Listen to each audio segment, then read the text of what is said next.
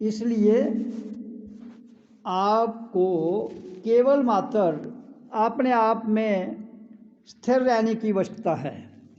जब आप स्थिर रह जाएंगे तब आपका काम बन जाएगा। बनना कुछ नहीं है, जो कुछ होता है वो अपने आप होता है। लेकिन आपको जो नाम शब्द दिया जाता है और नाम शब्द की जो तरंग है, उसी के द्वारा आपका पूर्ण जो सिस्टम है वो एकाग्रता में आता है। नाम शब्द है क्या? जैसे ओम नाम आपको उच्चारण के लिए दिया जाता है, तो यही नाम शब्द है, बाहरी नाम शब्द। जब तक आप बाहर से नहीं साध पाएंगे अपने आप को, तो भीतर का अनुभव हो ही नहीं सकता आपको। इसलिए बाहरी साधन जो है वह शब्द ध्वनि है। ओम,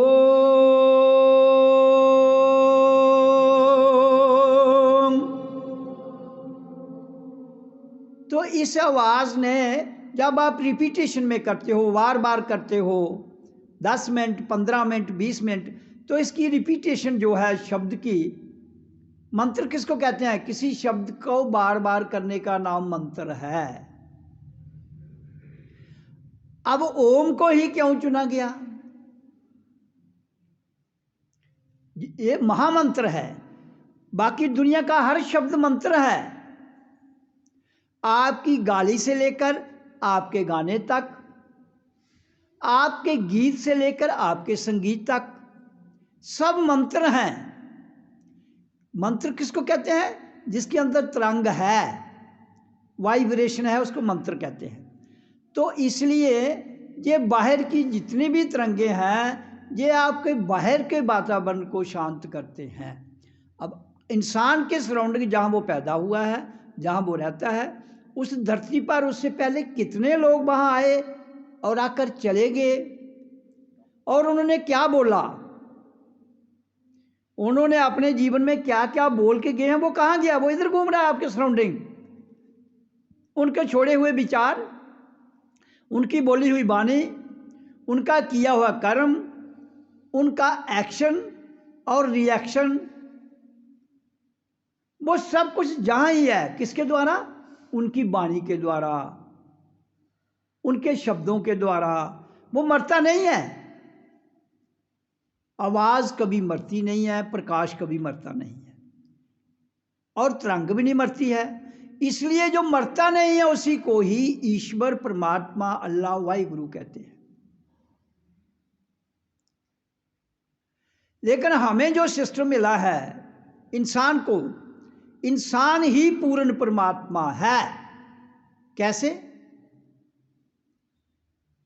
परमात्मा एक अलौकिक शक्ति है, उसके पास शरीर मिलने के बाद वो पूर्ण ब्रह्म है, नहीं तो वो पूर्ण ब्रह्म नहीं है। क्योंकि शरीर ना हो तो उसका अस्तित्व होते हुए भी उसको प्रकट नहीं किया जा सकता। और किसी चीज का होना और उसके होने को प्रकट ना किया जा सके तो वो पूर्ण नहीं है। इसलिए पूर्ण इंसान है, पूर्ण सतगुरु इंसान है। क्यों?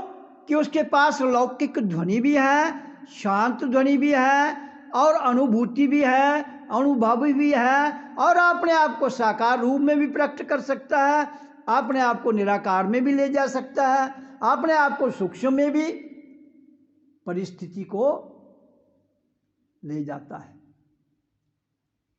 लेकिन जहां सिखाया क्या जाता है कि इंसान पूर्ण नहीं है। क्यों सिखाया जाता है? क्योंकि कोई पूर्ण नहीं हो सका, इसलिए उसने कहा कि ये पूर्ण नहीं है। आप जीवन के रहते हुए अपना प्रयास कीजिए, लीन हो जाइए अपने आप में, और आपको एक दिन पूर्ण ही अंदर से पूर्ण ज्ञान प्रकट हो जाए। ज्ञान कोई लंबी चौड़ी किताबों नहीं है। ज्ञान आत्मा का बड़ा सिंपल है, अपने आप को जानना सिंपल, किसी को नहीं जानना है। कौन क्या कर रहा है, कौन क्या नहीं कर रहा है। केवल अपने भीतर जुड़ने का प्रयास कीजिए। जिस दिन तुम अपने आप को जान जाओगे, लंबे चौड़ी किताबें पढ़ने की आवश्यकता उस दिन आपको नहीं रहेगी। हाँ, दूसरों को सत्संग सुनाने के लिए, दूसरों को वाणी सुनाने के लिए आप ग्रंथों का सहारा ले लो तो भी आप वही बात कहोगे। आप अगर अपने भीतर के ग्रंथ से बोलोगे तो भी वही बात कहोगे। लेकिन सर्वप्रथम आपने अपने आप को जानना है। हम सब लोग जो जहां आते हैं,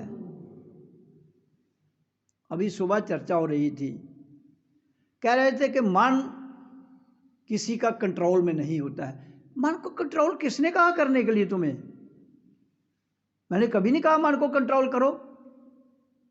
इसको जाने दो जहां जाता है, इसको सोचने दो जो सोचता है, इसको करने दो जो करता है। आप क्यों परेशान हो? यू आर नॉट माइंड, आप मन नहीं हो। फिर क्यों परेशान हो जब आप मन नहीं हो? आप बुद्धि भी नहीं हो, फिर क्यों परेशान हो? आप शरीर भी नहीं हो, शरीर आपकी वजह से है। शरीर के द्वारा तुमने साधन के द्वारा अपने आप को पूर्ण करना है। पूर्ण कौन है? आत्मा। पूर्ण कौन है? परमात्मा। सूरज की एक किरण के भीतर भी पूरी सूरज के गुण हैं। सूरज के भीतर जो गुण हैं वो उसकी एक किरण में आते हैं। इसलिए आप अगर परमात्मा का जो किरण है, जो अंश आत्मा है, उसे ही जान लेते हो तो तुम पूर्ण हो। बाकी मन घूमता है, जाता है, जाने दो, वो उसकी मौज है, तुम अपनी मौज में रहो।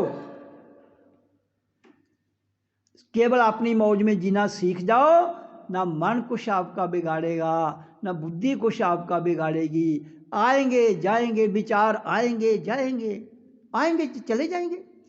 आता है जाता है, आपका कोई क्या लेगा? चोर आता है चोरी करके चला जाता है, आपका क्या जाता है बताओ?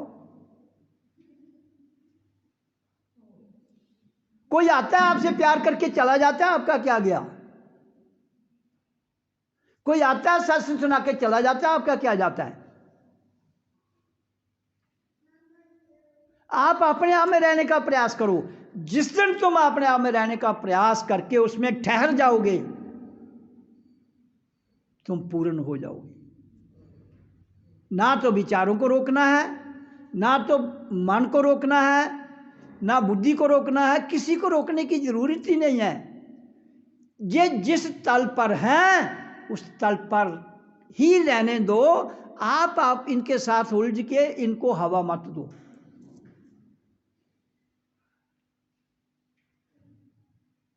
हवा कब देते हो? जब आप कभी पक्षपात में चले जाते हो।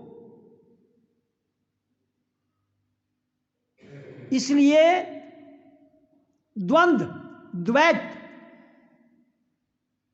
आपकी क्रिएशन है, मेरी नहीं। परमात्मा की क्रिएशन ही नहीं है। उसने प्रकृति बना दी और बनाकर उसने इसके साथ अपने आप को साक्षात बीच में रख दिया। करता कुछ नहीं है वो, तभी तो कहता है मैं करता हूं। करता तुम्हारा मन है, करने दो। करता तुम्हारी बुद्धि है, करने दो। करता तुम्हारा शरीर है। जिसका जो गुण धर्म होगा वो तो करेगा। तुम उसका गुण धर्म कैसे छीन सकते हो? हाँ, जो तुम हो वो क्या हो उसमें आ जाओ। उसका गुण धर्म क्या है? अपना गुण धर्म छोड़ के तुम मन में फंस जाते हो, तुम बुद्धि में फंस जाते हो, तुम इंद्रियों में फंस जाते हो, विचारों में फंस जाते हो।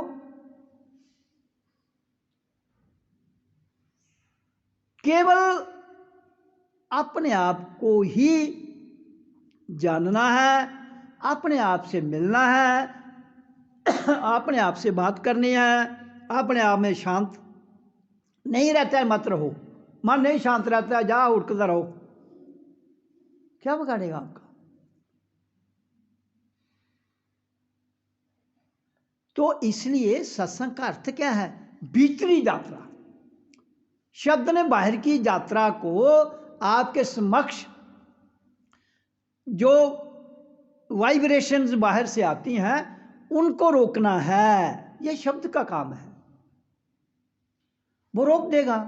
हाँ, उस रोकने के बाद फिर भी आप अपने आप को ना जानो, उसके रोकने के बाद वो समय देता है आपको हर चीज का, आप इधर उधर उलझ जाते हो, तो वो कसूर शब्द का नहीं है,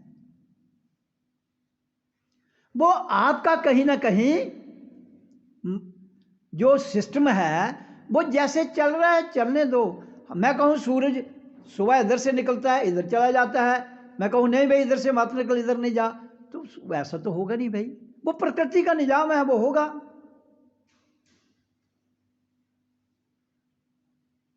अब बच्चा गर्भ में ही तो बनेगा, शरीर तो पांव से लेकर ऊपर तक है, जो सिस्टम प्रकृति ने बनाया है उसके उल्ट हम नहीं चल सकते,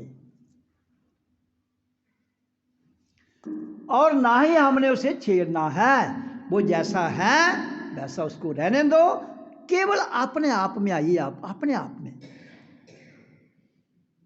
अपने आप में आइए, अपने आप से जुड़िए।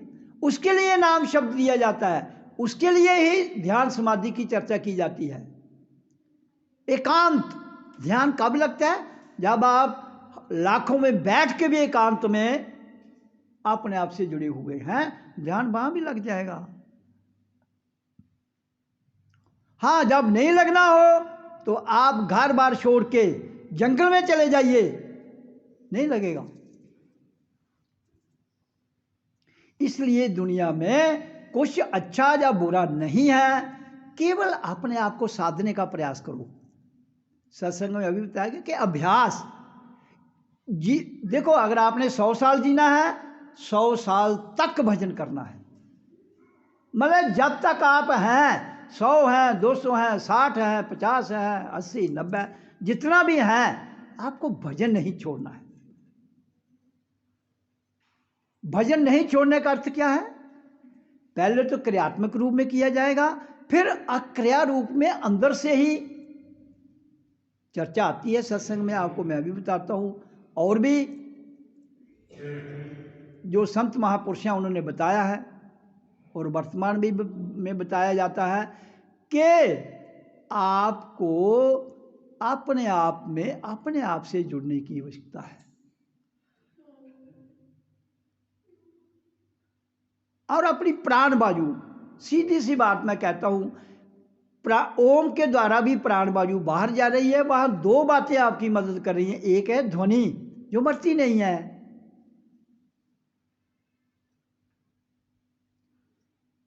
और एक है श्वास क्रिया जो बाहर जा रही है। मरती वो भी नहीं है, लेकिन भीतर से खाली हो जाती है। जब तुम खाली हो जाएगी, आना और जाना, श्वासों का आना जीवन और जाना मृत्यु है, तो जीते जी मृत्यु क्या है? श्वास जब जाए और आप ध्यान में चले जाएं, समाधि में चले जाएं, श्वास बाहर जाएंगे तो समाधि लगेगी, तो फिर उसमें घंटा आधा घंटा आप अगर गुजर जाते हैं तो वो उस समय के लिए आप मरे हुए हैं, और उस घंटे के बाद दोबारा जिंदा हो जाते हैं। जीवन मृत्यु डेली, जिसको कहते हैं रोज मरना और रोज जीना, वो है आपका ध्यान समाधि, उसमें चले जाना। तब एकांत में कोई चर्चा, कोई बात, कोई सोच विचार नहीं होता है, तो मरे हुए और की भी तो यही स्थिति होती है।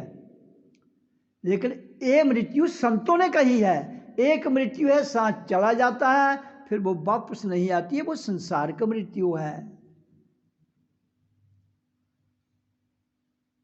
उसके बाद शरीर खत्म, जितना रिश्ता था वो रिश्ता टूट गया। लेकिन वो रिश्ता टूटने से पहले हम सब का ये कर्तव्य है कि हम अपने आप को जान लें,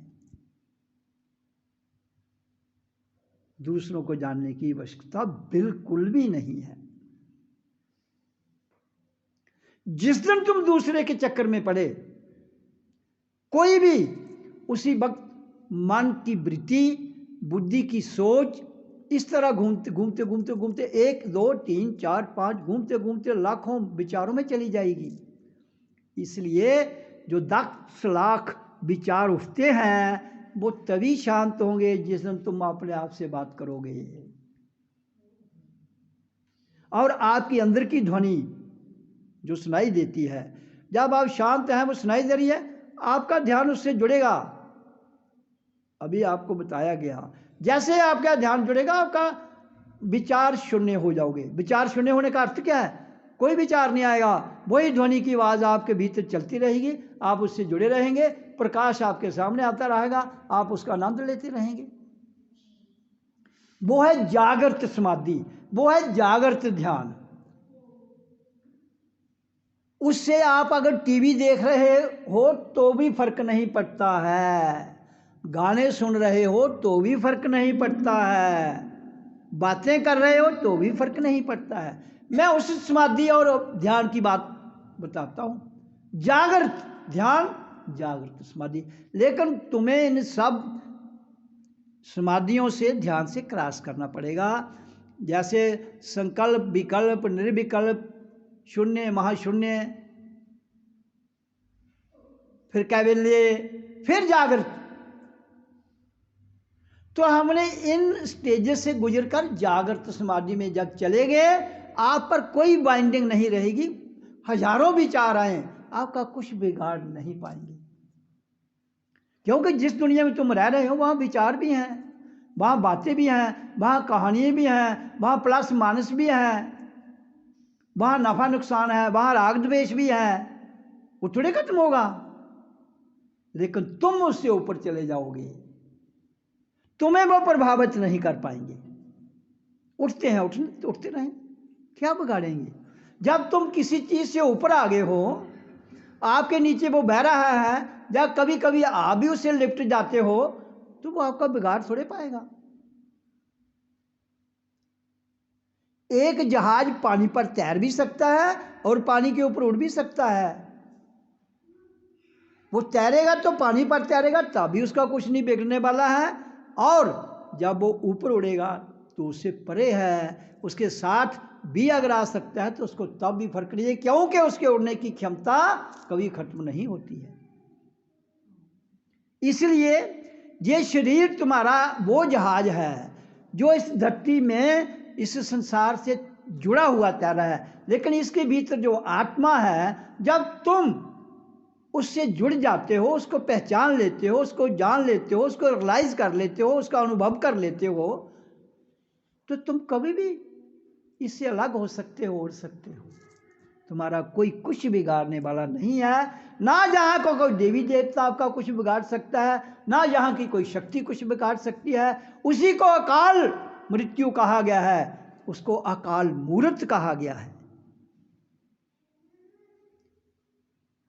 तो इसमें कोई ज़्यादा आपको सोचने की जरूरत नहीं है, मन कम के दा कम के दा कख कुछ नहीं कम के दा, अपने आप में रहो। इस पर सोचने की बात ही नहीं है। इसलिए जीवन मिला है, भजन कीजिए।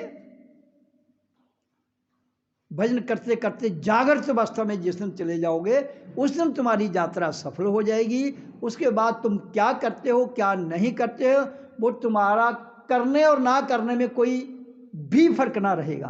तुम करते हो ना करते हो, फिर करने वाला, करवाने वाला और जो किया जा रहा है, वो सब एक हैं। फिर कुछ सब कुछ करते हुए भी आप कुछ नहीं करोगे। तभी तो संतों ने कहा, गुरु ऐसा कीजिए जो कुछ शिष्य से ना ले, और शिष्य ऐसा हो जो सब कुछ गुरु को दे। अर्थ क्या है इसका? जिस परमात्मा ने, जिस अलौकिक शक्ति ने इस दुनिया में इंसान के भीतर आकर अपना पूर्ण रूप, अलौकिक दिव्य पावर हम सबके भीतर स्थिर कर दी, और उसका आकार जो भिन्न भिन्न ये आकार हैं उसने दे दिए, और सब आकार भिन्न होने से वो भिन्न है, वो भिन्न करता है, वो सबके अंदर एक ही रूप में बैठा हुआ है।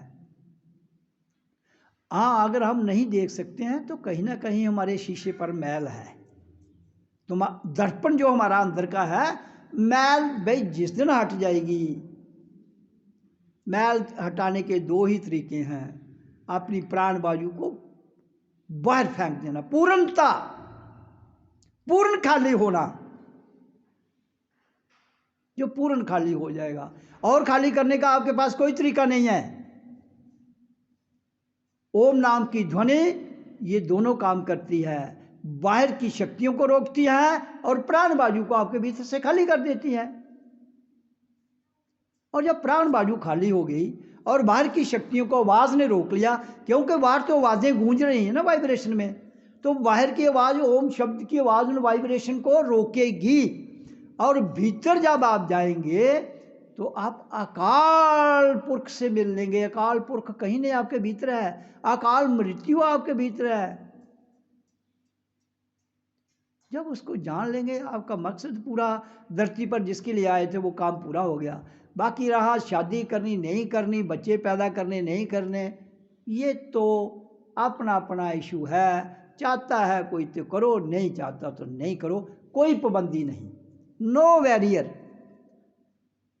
किसी प्रकार का बैरियर नहीं। बैरियर तुम लगाते हो, भुगतना तुमने है।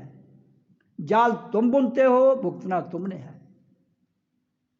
इसलिए जाल को कितना तुम बुन सकते हो और कितना काट सकते हो, ये तुम पर निर्भर है। इसलिए सत्संग में आने का अर्थ है अपने आप को जानना, बाकी कोई चक्कर नहीं है। सेल्फ रियलाइजेशन, अपनी पहचान, सच्ची आजादी।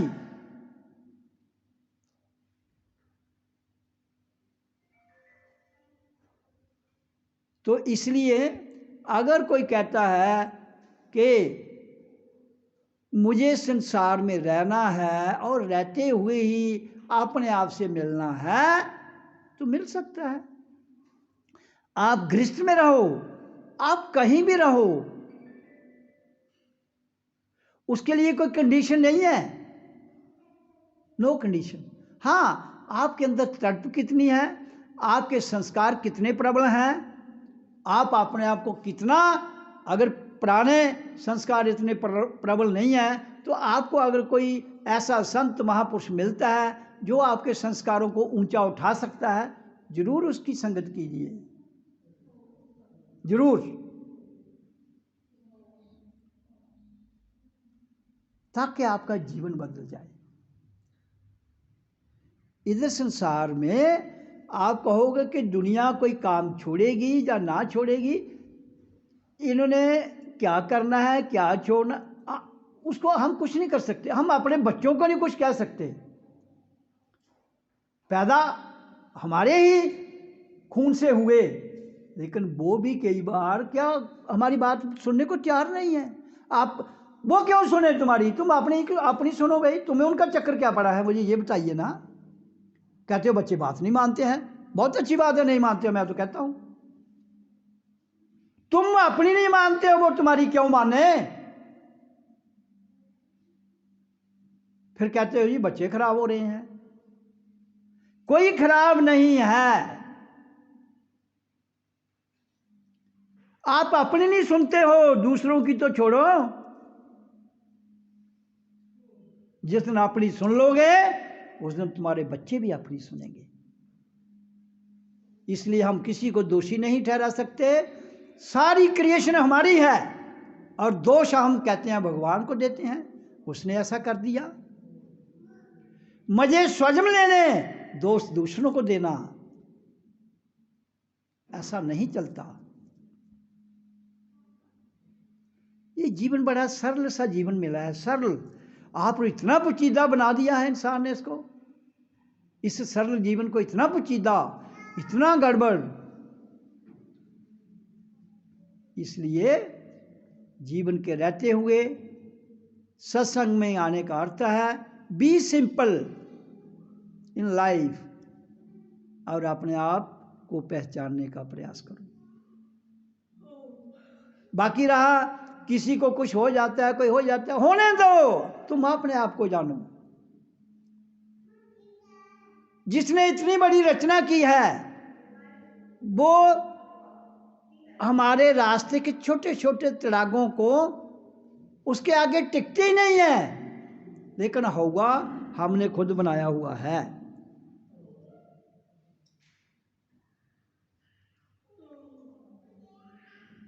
तो इसलिए जब हम पैदा हुए, पैदा होने के वक्त हमारे लिए हर चीज़ का इंतज़ाम जो चाहिए थी वो इस धरती पर है, इसलिए घबराने की ज़रूरत नहीं। जीवन मिला है, इसको जीना सीखो, इसमें रहना सीखो और इसके तत्व को जान लो। ओम